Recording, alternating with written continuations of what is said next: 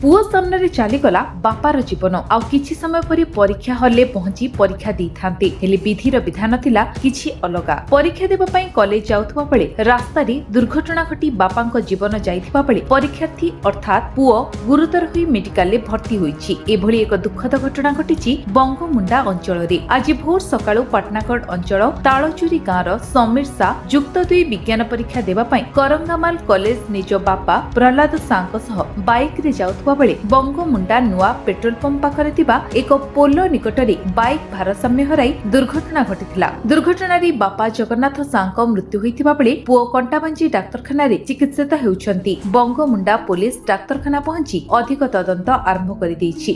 घटना तो आज्ञा सेटा होछि मोर बबार पुआ है।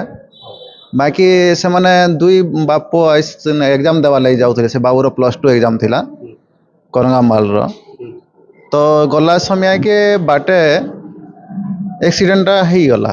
सेटा पुलियार तले पड़ी गले बोली कहउथले जहा सुभार मिलला हमको।